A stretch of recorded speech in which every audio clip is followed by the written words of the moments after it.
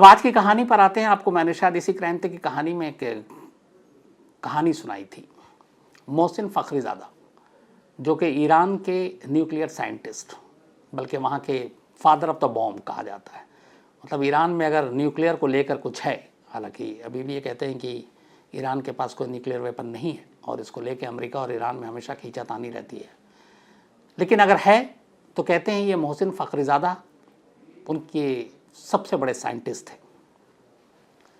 Last year 20 नवंबर 2020 Tehran में, Iran की राजधानी में, चलती हुई कार में गोली मारकर उनकी हत्या कर दी गई थी। वो पूरी हत्या, और उसको लेके ईरान ने तब भी कहा था कि इसके पीछे इजराइल का हाथ है, अमेरिका की तरफ भी उंगलियां उठी, लेकिन उसका सच अब सामने आया। ये एक ऐसा राज था जो ईरान भी नहीं जानता था, लेकिन ये राज फाश भी किसी और ने नहीं किया, बल्कि इजराइल की ही एक न्यूज़पेपर ने किया। और उसने पूरी कहानी बताई कि कैसे इस ईरानी साइंटिस्ट को मारा गया। शायद दुनिया का ये पहला ऐसा मामला है जिसमें जिस तरीके से कत्ल हुआ, सैकड़ों मील दूर मोसाद के जो एजेंट वो ट्रिगर दबाते हैं और सैकड़ों मील दूर गोली चलती है, और निशाना इतना परफेक्ट कि जिसे मारना तो सिर्फ उसी को गोली लगती है, जबकि उसके बराबर में उनकी वाइफ भी बैठी थी, ड्राइवर भी था, आगे पीछे करीब 14 कमांडो थे, लेकिन किसी को कोई नुकसान नहीं होता। तो ये कहानी क्या है, उससे पहले थोड़ा सा बैकग्राउंड समझ लीजिए। ईरान में लगातार अमेरिका ये एक इल्ज़ाम लगाता रहा, जैसे इराक पर भी था, कि ये न्यूक्लियर परमाणु बम और ये सारे बनाने की कोशिश कर रहा है, और इनके न्यूक्लियर बहुत सारे प्रोग्राम चल रहे हैं। उसको लेकर ईरान पे बहुत सारे सैंक्शंस, बहुत सारी पाबंदियाँ भी हैं। 2002 के आसपास ये सारी चीज़ें चली आ रही हैं। अमेरिका के जो लास्ट प्रेसिडेंट थे डोनाल्ड ट्रंप, वो इसके सख्त खिलाफ थे, बल्कि कुछ ऐसे समझौते थे न्यूक्लियर को लेकर, उन्होंने वो भी खारिज कर दिया। तो वो कट्टर इस बात के विरोधी थे कि ईरान कोई न्यूक्लियर प्रोग्राम या प्लान चलाए, और इसीलिए ईरान और अमेरिका के बीच में रिश्ते इतने ख़राब थे कि बीच में तो दोनों के बीच में जंग होने की भी नौबत आ गई थी। ईरानी एक अफसर सुलेमानी, जनरल सुलेमानी, उनका भी इराक में कत्ल हुआ था पिछले साल। उसको लेके ईरान ने धमकी दी थी अमेरिका को, और ये भी कहा था कि जो भी दुश्मन उसे छोड़ेंगे नहीं। तो ये सारी चीज़ें चली आ रही थी। अब ईरान के पास अगर न्यूक्लियर वेपन होता है तो सबसे ज़्यादा नुकसान किसको होगा? वो जो पूरा रीजन है उसमें अगर देखें तो ज़्यादा इजराइल को ख़तरा है, और यही वजह है कि इजराइल कभी नहीं चाहता कि ईरान एक न्यूक्लियर वेपन कंट्री बने। सिर्फ इजराइल नहीं, अमेरिका भी, और इवन सबसे हैरानी की बात यह कि जो अरब देश हैं वो भी नहीं चाहते कि ईरान के पास इस तरह का न्यूक्लियर वेपन हो, क्योंकि अरब देशों की भी ईरान से अलग लड़ाई है, यहाँ पे शिया सुन्नी वाली भी चीज़ें हैं। तो कुल मिलाकर ईरान तमाम लोगों से घिरा हुआ, लेकिन उसकी हालत इराक जैसी नहीं हुई, जहाँ पे अमेरिका ने हमला किया, सद्दाम हुसैन को हटाया, फिर कठपुतली सरकार बनाई। ईरान का चाहे तेल हो या ईरान के बाकी चीज़ें हों, ईरान ने हमेशा कहा कि वो अपनी इज्जत से समझौता नहीं करेगा, और यही वजह है कि ये लड़ाई लगातार चल रही है। तो ईरान के मिसाइल प्रोग्राम पर लगातार दुनिया की नज़र रही, ख़ासतौर पर अमेरिका की, और उससे भी ज़्यादा इजराइल की। और इसी दौरान में ये सारे इल्ज़ाम भी लगते रहे। 2014 में ये कहा गया कि मोहसिन फ़खरीज़ादा को ईरान के न्यूक्लियर प्रोग्राम का हेड बनाया गया। अब मोहसिन फ़खरीज़ादा वो शख्स हैं जिनकी न्यूक्लियर और इन सारी चीज़ों में एक बड़ी पहचान है। जैसे यहाँ डॉक्टर अपने अब्दुल कलाम, या फिर जो पाकिस्तान का है एक कदीर, इनको न्यूक्लियर वेपन का जनक माना जाता है उनके देश के लिए। यही रुतबा, यही कद मोहसिन फ़खरीज़ादा का ईरान में। लेकिन वो हमेशा अपने आप को बड़ा छुपा कर रखा, कभी लाइमलाइट में नहीं आए, और ख़ामोशी से ईरान के लिए न्यूक्लियर वेपन पे काम करते रहे। हालांकि ईरान अब भी इस बात को इनकार करता है। ये जानकारी इजराइल को भी थी 2014 से, लेकिन इजराइल ने तब कोई कदम नहीं उठाया। उसने कहा भी देखते हैं कि क्या कर सकता है, बना भी सकता है कि नहीं बना सकते। धीरे धीरे वक्त भी था। 19 ख़त्म होते होते इजराइल को ये लगा कि शायद मोहसिन फ़खरीज़ादा कामयाब हो जाए और ईरान एक न्यूक्लियर वेपन कंट्री बन जाए। लेकिन तब तक इंटरनेशनल सिनेरियो अलग था। अमेरिका में ट्रंप की सरकार थी, और ट्रंप ईरान के दुश्मन और इस मिसाइल प्रोग्राम के भी, जो न्यूक्लियर वेपन। इजराइल की अमेरिका से दोस्ती, ट्रंप के साथ बातचीत चल रही थी, तो तब तक सब कुछ ठीक था। लेकिन हुआ क्या कि 20 आते आते अचानक इजराइल को एहसास हुआ कि शायद डोनाल्ड ट्रंप इस बार का चुनाव हार जाए और वो प्रेसिडेंट नहीं रहे। अब दूसरी पार्टी की तरफ से कैंडिडेट जो बाइडन थे, जो अभी प्रेसिडेंट है अमेरिका के, जो बाइडन का बड़ा क्लियर था। उनका ये था कि अगर वो सत्ता में आते हैं, प्रेसिडेंट बनते हैं, तो ईरान के ऊपर जो सैंक्शन लगाए गए हैं और जो न्यूक्लियर बाकी चीज़ों में बहुत सारे में पहले था, वो चीज़ें वो वापस जारी रखेंगे, बहाल रखेंगे। यानी ट्रंप ने जो समझौता कैंसिल कर दिया वो उसको फिर से शुरू कर देंगे। इसका मतलब ये था कि न्यूक्लियर को लेकर, चाहे एनर्जी के नाम पर, ईरान के रास्ते फिर से खुल जाएंगे।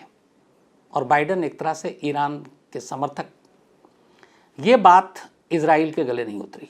इजराइल को लगा कि अगर ट्रंप चुनाव हार रहे हैं और बाइडन आ रहे हैं, तो इसका मतलब है कि अगर ईरान गुपचुप तरीके से ही न्यूक्लियर वेपन बना रहा है, जो कि ईरान लगातार मना करता रहा है, तो फिर उसे फ़ायदा होगा और बाइडन के साथ समझौते के बाद वो सारी चीज़ें उसे मिलेंगी और वो एटम बॉम्ब या वो सारी चीज़ें बनाने के काबिल हो जाएगा। यहीं से इजराइल ने अब एक साजिश रचनी शुरू की। तब तक इजराइल को ये भी पता था कि मोहसिन फ़खरीज़ादा जो है ये कैपेबल है बॉम्ब बनाने में, न्यूक्लियर। अब इजराइल के लिए ख़तरा था।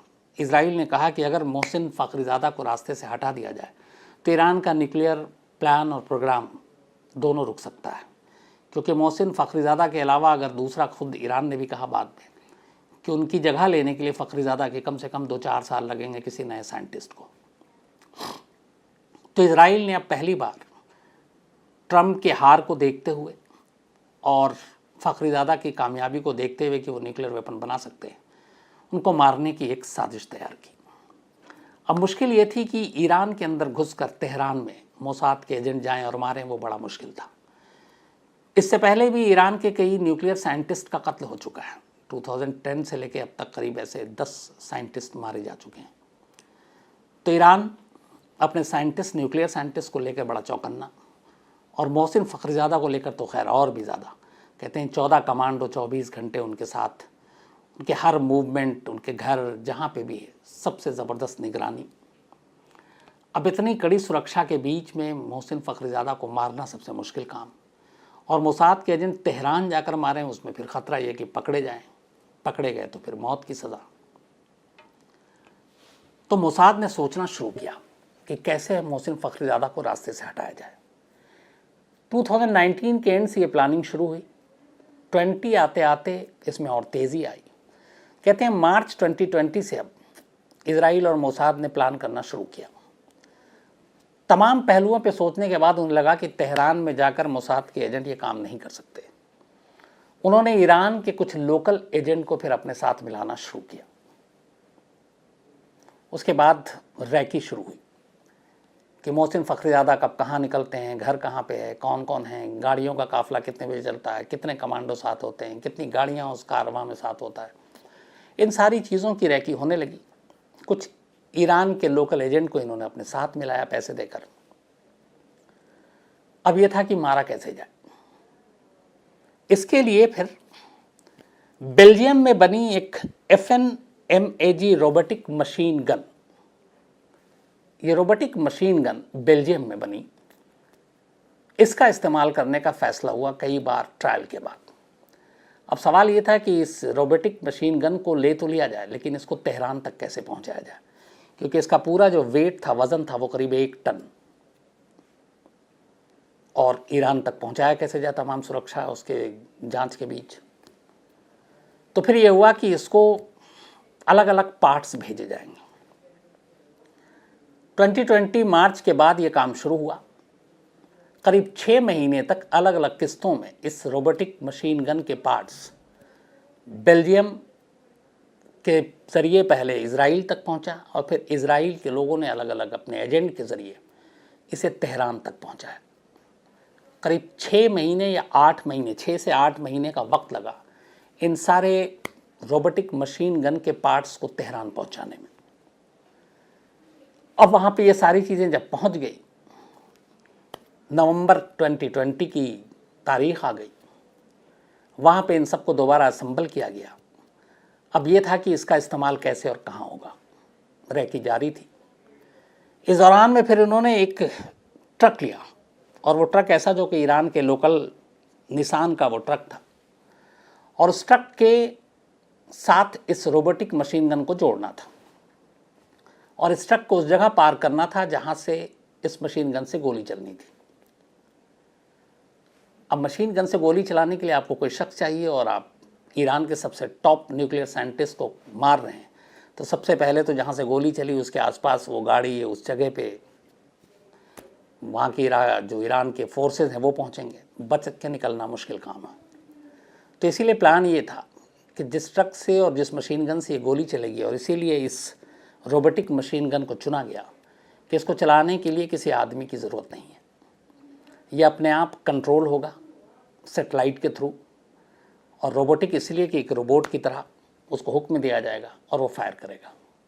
इसका ट्रायल और रिहर्सल काफ़ी पहले से हुआ। अब उसमें ये है कि एक ट्रक के ऊपर एक मशीन गन रखा हुआ है, मशीन गन को फायर करना है, लेकिन आदमी कोई नहीं है। अब उसमें से गोली चलनी है, न सिर्फ गोली चलनी है बल्कि निशाने पे चलनी है, न सिर्फ निशाने पे चलनी है बल्कि गोली जो चलनी है वो सिर्फ उसी शख्स के हिस्से में आनी चाहिए, उसके आसपास किसी और को नुकसान ना पहुंचे, इस बात का भी ध्यान रखना है। कहते हैं तेहरान से सैकड़ों मील दूर ईरान के बॉर्डर के बाहर बाकायदा मोसाद के एजेंट बैठे हुए थे, सेटेलाइट के थ्रू सारी चीज़ें वो मॉनिटर कर रहे थे, और ये ट्रक उनके कंट्रोल में था सैकड़ों मील दूर।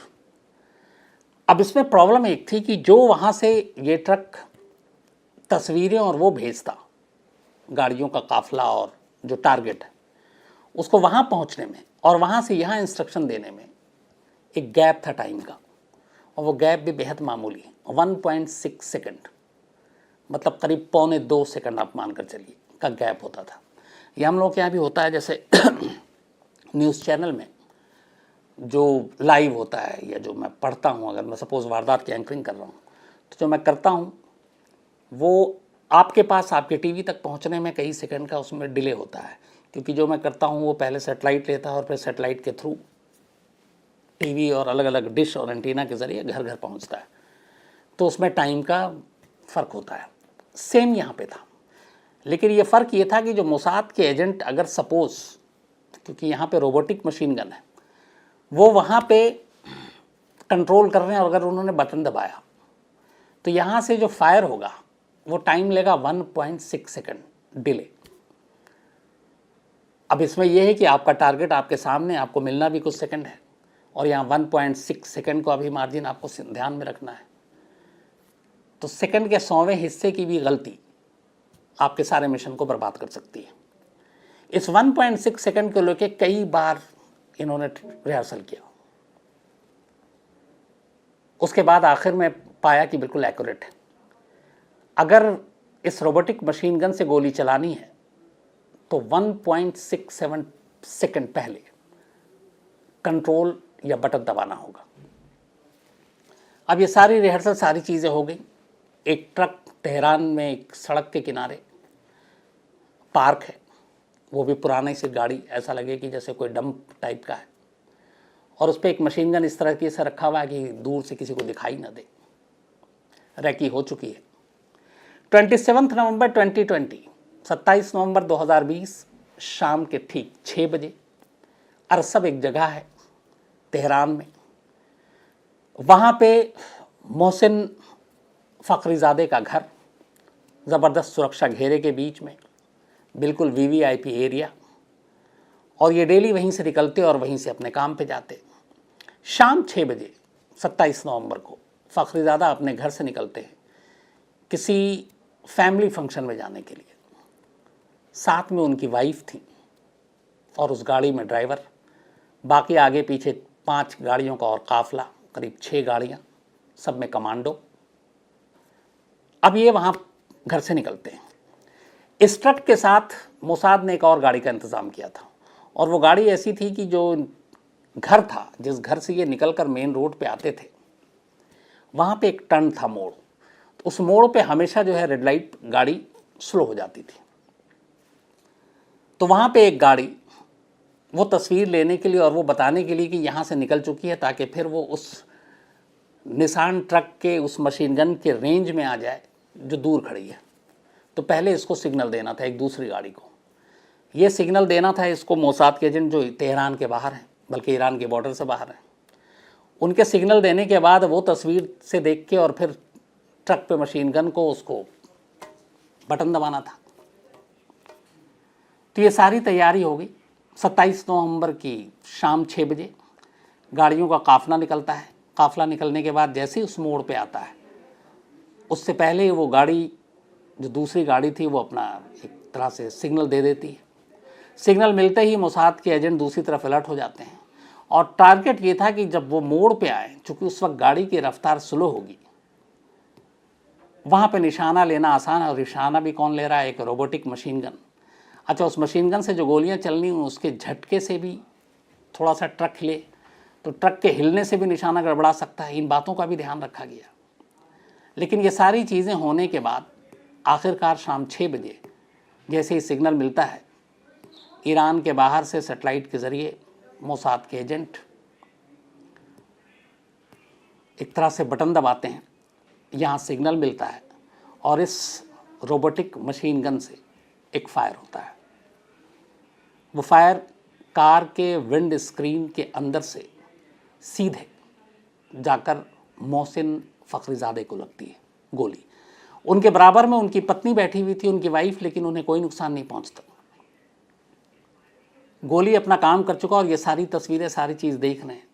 इससे पहले जो दूसरी गाड़ी थी उसने ये बात की भी एक तरह से कंफर्मेशन दे दी थी कि इस गाड़ी के अंदर मोहसिन फ़खरीज़ादा ही हैं, बाकायदा वो फेस स्कैनर और उसके ज़रिए। तो गोली लगती है, गाड़ी का शीशा टूटता है, अचानक ड्राइवर गाड़ी रोकता है, पीछे से तमाम कमांडोज आते हैं, फ़ौरन उनको हॉस्पिटल लेकर जाया जाता है, लेकिन जान नहीं बचाई जाती। ये था पहला पूरे प्लानिंग का हिस्सा। दूसरा ये था कि अब ट्रक से गोली तो चल गई रोबोटिक मशीन गन से, लेकिन अब ट्रक जब एक फ़खरीज़ादा जैसे शख्स की मौत होती है तो आसपास के पूरे इलाके को ज़ीरो इन किया जाएगा, कॉर्डन ऑफ किया जाएगा, तलाशी ली जाएगी। तो उस ट्रक को लेके भागना मुश्किल, और ट्रक को लेके भागेंगे भी तो कहीं ना कहीं पे रोक के चेकिंग पे उसको तलाशी होगी। तो कोई सबूत ना हाथ आए, ये रोबोटिक मशीन गन्स ना हाथ आए, ये सारी प्लानिंग किसकी थी ये कोई सुराग न लगे। दूसरी साजिश का पहलू ये था कि जैसे ही ये कंफर्म हो जाए कि गोली ने अपना काम कर दिया है, इस ट्रक को उड़ा दिया जाए। जिस ट्रक में रोबोटिक मशीन गन थी उस ट्रक में भी काफ़ी विस्फोटक रखे गए थे, बारूद। कंफर्मेशन जैसे हुआ कि गोली सही लगी है और जिनको मारनी थी उसी को लगी है, इसके थोड़ी देर के बाद सारे अलर्ट होते हैं, पुलिस, बाकी लोग सड़क पर। इतनी देर में इस ट्रक में भी धमाका हो जाता है और ट्रक के अंदर जो भी सबूत थे वो सब नष्ट और बर्बाद हो जाते हैं। उसके साथ ही ऑपरेशन पूरा हो जाता है और जो मोहसिन फ़खरीज़ादा हैं उनकी मौत। ये एक बड़ा धक्का था ईरान के लिए, ईरानी नेताओं के लिए और ईरानी न्यूक्लियर प्रोग्राम के लिए, क्योंकि मोहसिन फ़खरीज़ादा के बारे में बाद में ये रिपोर्ट आई कि वो न्यूक्लियर वेपन बनाने के बेहद करीब पहुंच चुके थे और शायद कुछ वक्त में कई ऐसे बम जो हिरोशिमा पर गिरे थे उससे ज़्यादा ख़तरनाक बम वो तैयार कर लेते। और ये सारी चीज़ें इज़राइल को नुकसान पहुंचा सकती थी, इज़राइल को परेशान कर सकती थी, और इसीलिए इज़राइल ने मोहसिन फ़खरीज़ादा को रास्ते से हटाने की ये पूरी प्लानिंग की। इस दुनिया में ये पहला ऐसा इंसिडेंट है जब किसी को मारने के लिए गोली तो चलाई गई, लेकिन ट्रिगर सैकड़ों मील दूर से दबाया गया और बिना किसी इंसान के मशीन गन को चलाए हुए रोबोटिक मशीन गन ने सिर्फ कमांड पे फायर किया और बिल्कुल सटीक फायर किया और ऐसा फायर किया कि आसपास में किसी और को कोई नुकसान नहीं हुआ। इसको लेके ईरान ने कहा था कि वो इस मौत का बदला लेगा जो भी इसके पीछे होंगे। बहुत सारी बातें हुई थी, लेकिन अब खुद इज़राइल के एक न्यूज़पेपर ने इस बात का खुलासा कर दिया कि ये पूरा ऑपरेशन, इस ऑपरेशन में जो 2 लोग शामिल थे उसको भी कोट किया है उस न्यूज़पेपर ने। तो इस तरीके से मोसाद के जासूस ने एक ऐसे ऑपरेशन को अंजाम दिया जिसको बहुत सारे लोग कहते हैं कि नामुमकिन है, लेकिन अब ये चीज़ ये भी बता रही कि आने वाले वक्त में सेटेलाइट के ज़रिए या इस तरह की चीज़ें कहीं पे भी कोई बैठा हो और दूर दुश्मन को बड़ी आसानी से मार सकता है। प्लानिंग और ये सारी चीज़ें अगर परफेक्ट हो तो हालांकि फिर बाद में ये भी आई कि इसमें अमेरिका का कोई रोल नहीं था, और लेकिन अमेरिका को इजराइल ने जानकारी दी थी कि वो उसके लिए ख़तरनाक है और वो एलिमिनेट करने के लिए यानी कि रास्ते से हटाने की तैयारी कर रहा है, और कहते हैं कि शायद ट्रंप को इसकी जानकारी थी, ये भी न्यूज़पेपर में कहा गया है। लेकिन अमेरिका ने इस ऑपरेशन में कोई हेल्प नहीं की, यह टोटली मोसाद का अपना ऑपरेशन था। हाँ, इसमें ईरान के कुछ एजेंट्स को उसने अपने साथ शामिल ज़रूर किया था। अब इसके आने के बाद ईरान उन एजेंट्स की तलाश में ज़ोरों शोर से जुट गया जिसने मोसाद की मदद की थी, और एक बार ये फिर से मामला जो है वो गर्मा उठा है। तो ये थी कहानी मोसाद के उस ऑपरेशन की जिसको शायद ये कहें कि दुनिया का पहला ऐसा मामला था जहाँ सैकड़ों मील दूर से गोली चली हो। तो कहानी में इतना ही, लेकिन मैं